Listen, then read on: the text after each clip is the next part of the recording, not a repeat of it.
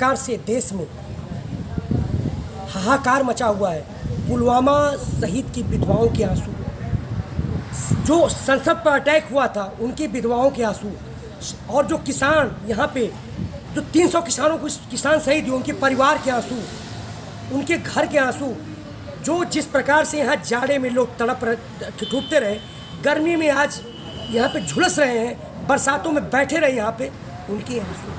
आज जिस तरह से हिसार में हमारे ऊपर बर्बरतापूर्वक लाठी चार्ज किया गया, जिस प्रकार हमने कॉल किया था, हमारा मौलिक अधिकार है भारतीय संविधान में कि हम शांतिपूर्वक रूप से प्रदर्शन करें, किसी का विरोध करें, लेकिन इतनी बड़ी दमन आज सरकार बिल्कुल संवेदनहीन हो रखी है। उसके माथे पर कोई सिकन नहीं।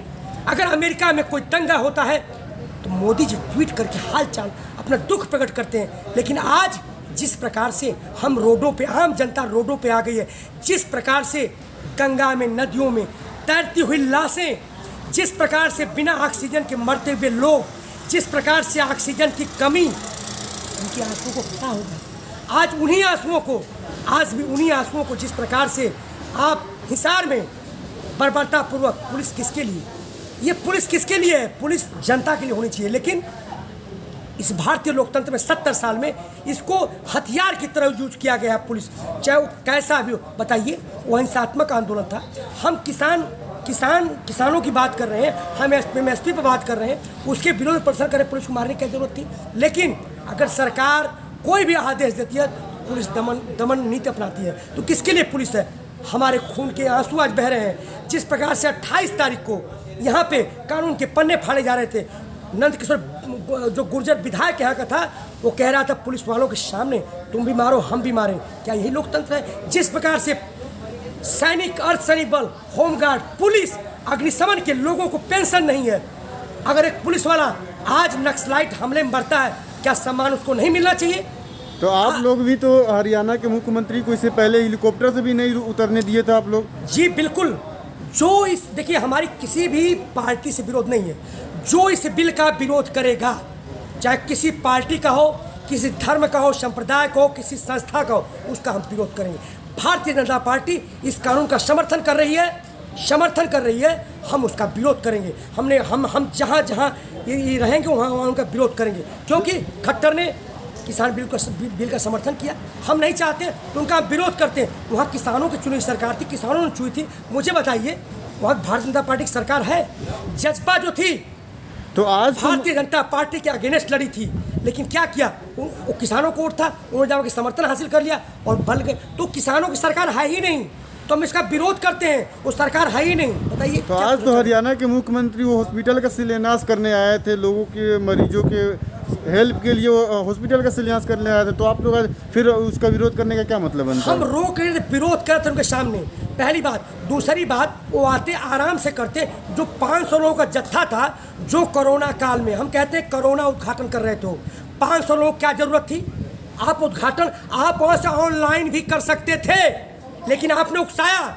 आपने बड़ी बड़ी सभाएं, जब बंगाल में कोरोना बढ़ गया, जब पूरे देश में कोरोना बढ़ गया, तो उस समय और पार्टियों ने अपनी सभा को स्थगित कर दिया। मोदी जी सभा करते रहे, बाद में ऑनलाइन कॉन्फ्रेंसिंग के जरिए तमाम उद्घाटन हुए।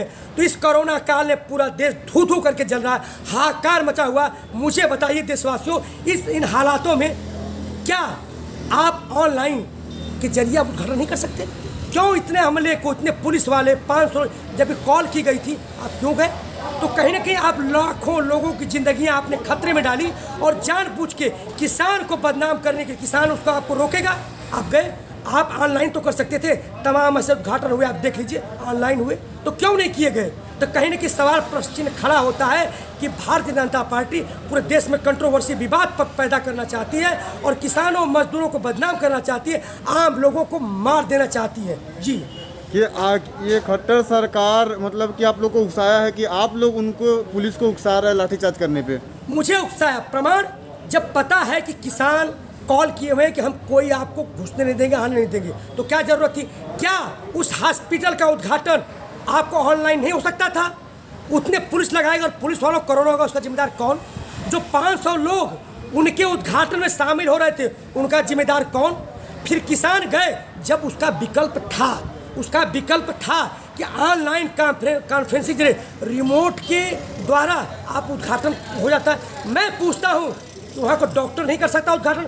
जब खट्टर जी करेंगे तभी हॉस्पिटल चलेगा। मुझे बताइए, कोई सैनिक का, कोई विधवा जो पुलवामा शहीद है, जो करगिल में मर गया है, जो सन 62 लड़ाई बढ़ा, उसको उद्घाटन करवा लेते। हम कह रहे हैं कि ये सारा सब कुछ अमला देश सिर्फ वीवीआईपी नेताओं का है। और क्यों उद्घाटन कर रहे हैं? वहाँ लाखों लोगों की जिंदगियाँ, इन्होंने वहाँ पर भी 5 राज्यों चुनाव में रैली नहीं की, कोरोना रैली की। जी हाँ, मैं प्रमाण दे चुका हूँ। एक सवाल है कि दिल्ली में कुछ लोगों ने ये सवाल उठाया कि मोदी जी हमारे बच्चों के वैक्सीन को आप विदेश में क्यों बेच दिए। इस पे अभी तक 17 लोगों की गिरफ्तारी हो गई है। तो सवाल पूछने पर भी आप केंद्र सरकार गिरफ्तार कर रहे हैं। अब नहीं, तभी से इन किसानों को माओवादी कहा गया, खालिस्तानी, पाकिस्तानी, चाइनीज पोर्ट, नकली किसान। क्या हुआ? क्या सुप्रीम कोर्ट में क्या हुआ? इन्हीं किसानों से बात हुई तो असली किसान निकले। तो हम कह रहे हैं ये प्रमाण पत्र देने वाले को हमें आंदोलन जीवी कहा गया। क्यों भाई? हमें तो ये पाकिस्तानी यहाँ समझ रहे चाइनीज। आप मुझे बताइए, हमें वैक्सीन नहीं लगनी चाहिए? क्यों नहीं वैक्सीन लग रही? हमने कहा वैक्सीन लगाओ, हमें मास्क नहीं बांटना चाहिए, नहीं बांटा। तो कहने का मतलब है पूनिया पत्रकार गिरफ्तार किया गया, दिशा रवि को किया गया। सुप्रीम कोर्ट का साफ लफ्जों में कहना है कि अगर कोई नीतियों का विरोध करता है तो देशद्रोही, राजद्रोह ने मुकदमा न दर्ज किया जाए। लेकिन सरकार करती है। मुझे बताइए, जब किसी चीज़ का मांग ज़्यादा है और उत्पाद कम है तो उसका मूल्य बढ़ेगा। तो जब इनको पता था इसकी एक सीमा होती है, कितना रिजर्व में और कितना सर्विस में रखा जाए ऑक्सीजन, जब आपके पास रिजर्व थी ही नहीं तो आपने दूसरे देश को क्यों बिक्री किया और क्यों दान में दिया? तो सवाल कहीं खड़ा होता है। इन्होंने असंतुलन किया, इसमें जब ऐसा असंतुलन होता है तो कालाबाजारी बढ़ती है। तो सरकार जानती थी कालाबाजारी होगी, लोग मरेंगे। 1 सेकेंड में हॉस्पिटल में टाइम से नहीं पहुंचने पर मौत हो जाती है, नहीं तो ऑक्सीजन लगा दिया जाता है। आपने तो लोगों की जान से कि अत्यावश्यक सेवा को गिरवी रख दिया। अत्यावश्यक सेवा ऑक्सीजन को, आपने मेडिकल को, आपने हॉस्पिटल को, बेड को गिरवी रख दिया, किसानों की रख रहे। तो ये सरकार तो कहीं है ही नहीं आम आदमी की, ये तो कॉर्पोरेट घरानों की। आज किसको लाभ हो रहा है? कौन इसको बेच रहा है? सारे प्लांट कौन ला के फायदा ले रहा है? बताइए मुझे। तो कहीं ना कहीं सरकार ये आम लोगों की सरकार नहीं है। जी, गंगा किनारे की जो तस्वीरें आ रही है वो बहुत भयावह है। लाशें की भरमार पड़ी है और गंगा नदी में भी लाशें तैर रही है। वो कहते थे कि मैं माँ गंगा बुला रही है, मैं गंगा साफ कराऊंगा। आज देखिए, जिन्होंने वादा किया था गंगा साफ करेंगे, गंगा तो साफ नहीं हुई। जहाँ स्मार्ट सिटी बनना था, श्मशान घाट बना दिए। जो गंगा साफ होनी थी, लाशों का ढेर लगा दिए। आज जो हमारा भारतवर्ष देश हाहाकार मचा हुआ, धू करके जल रहा है, यही विकास था? बताइए मुझे। आप लाशों पर बैठ के, शर्म नहीं आ रही? लाशों पर बैठ करके राजनीति करना चाहते हैं। मैं एक चीज़ देशवासियों से कहना चाहता हूँ, ऐसे महामारियों में इनसे व्यवस्था नहीं संभाली जाती है। इसमें सैनिक शासन हो या पूरी व्यवस्था जो मेडिकल की है सेना के हवाले किया जाए, आम आदमी को सब चीज़ें सही तरीके से मिलेंगी। कोई कालाबाजारी नहीं होगा, कोई मरेगा नहीं। जो चीज़ देश में है वो सभी देश का हो जाता है और उसको आर्मी यूज कर सकती है। और कोई नहीं कहेगा कि हमारा ऑक्सीजन, हमारा पेट्रोल पंप है। तो इस समय ज़रूरत है देश को राष्ट्रपति शासन लगाने की। और ये तो सरकार यहाँ तक राष्ट्रपति है ही कहाँ? यहाँ तो राष्ट्रपति पर ही प्रधानमंत्री राष्ट्रपति शासन लगा दिया है। राष्ट्रपति कहीं दिख रहा है? बताइए मुझे। तो सवाल है कि इस देश में लोकतंत्र है कि नहीं? जिस तरह से तंत्रों को, जिसे न्यायपालिका को जनता के खिलाफ हथियार बना के प्रयोग किया जा रहा है, क्या यही लोकतंत्र है? बताइए मुझे। जो वैक्सीन की कमी के आक्सीजन, उसको गिरफ्तार कर ले रहे हैं। दिशा रवि को गिरफ्तार किया, पूनिया को। तो ये सरकार के विरुद्ध, लेकिन सुप्रीम कोर्ट ने साफ लफ्जों में कहा है कि इसकी नीतियों को विरोध करना राजद्रोह या देशद्रोह नहीं है। लेकिन इनके मीडिया चैनल है, हुई अंजना कश्यप, हुई सुधीर चौधरी, भाई हुई अर्णव गोस्वामी, क्या आपने न्यायपालिका है? किसी न्यायपालिका ने रिपोर्ट दिया कि ऐसे वैसे सबको प्रमाण पत्र बांट रहे हैं? अभियोग का लग जाना अभियुक्त नहीं होता है, ये तो अभियुक्त पेश कर रहे हैं। अगर हमें सरकार के खिलाफ बोला तो भारत टुकड़े गए। पाकिस्तानी है, माओवादी है, आतंकवादी है, नकली किसान है, आंदोलन जीवी है, जमाती है। क्या है ये देश में हो क्या रहा है? क्या लोकतंत्र खत्म हो चुका है? क्या अपनी बात नहीं उठा सकते? अगर हम हिंसात्मक आंदोलन करते हैं, हम पे लाठीचार्ज होता है, हमें वाटर करने का इस्तेमाल होता है, आंसू गैस छोड़े यहाँ तक कि गोलियाँ चलानी। क्या यही लोकतंत्र है? जब प्रजा ही नहीं रहेगी तो राजा क्या होगा? मुझे बताइए। मंदिर बना दे, मस्जिद बना देने से जनता सुखी हो जाएगी? लिखा है दैहिक दैविक भौतिक तापा, राम राज नहीं काहू व्यापा।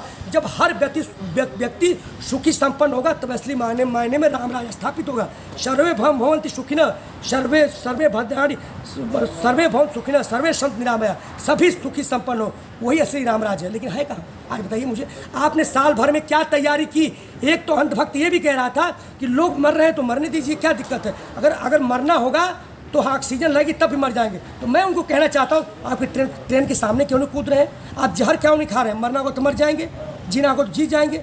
आप मेडिकल बंद करवा दीजिए, हॉस्पिटल बंद करवा दीजिए। क्या यही लोकतंत्र है? लोग ऐसे लेके उदाहरण आ रहे हैं, ऐसे उदाहरण। ज़रूरत है इस समय मुमकिन, मोदी है तो मुमकिन नहीं है, शिक्षा है तो मुमकिन है, वैक्सीन है तो देश मुमकिन है। इस समय अगर ऑक्सीजन है तो देश मुमकिन है। मोदी है तो मुमकिन नहीं, किसान है तो देश मुमकिन है। आप कहते हैं मोदी है तो मुमकिन है। आप मन की बात करते हैं। लोकतंत्र में मन की बात नहीं होती, लोक की बात होती है। लोक है तभी तंत्र बचेगा, जन है तभी तंत्र बचेगा। आज आपने मजाक कर दिया है, जो बोले वही पाकिस्तानी, वही आतंकवादी। क्या है? हम किस देश में रहे बताइए? हमें कोई एक यहाँ के हमला ने, गाजियाबाद उत्तर प्रदेश सरकार ने हमें एक मास्क नहीं दिया, हमें सैनिटाइजर नहीं दिया। कहाँ जा रहा है पैसा? हमें वैक्सीनीकरण नहीं हुआ